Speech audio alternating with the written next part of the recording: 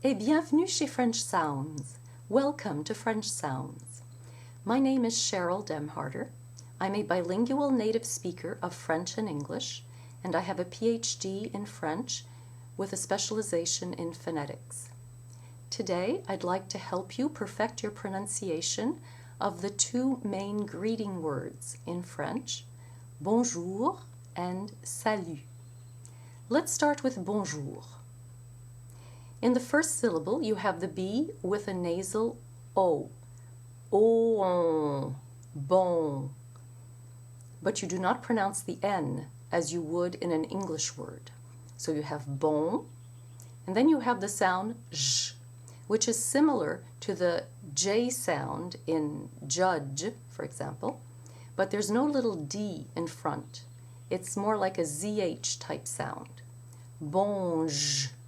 And then we have the OO, which is very similar to the OO in the English word pool. And then we have the R. The R in French is very different from English.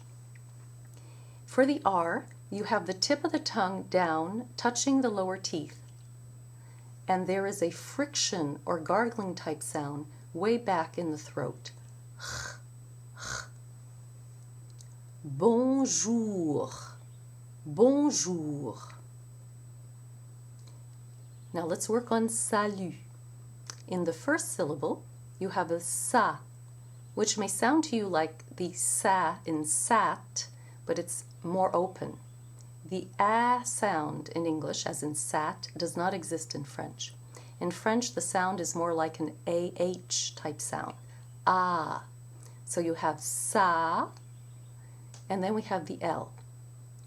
The L sound is also very different in French.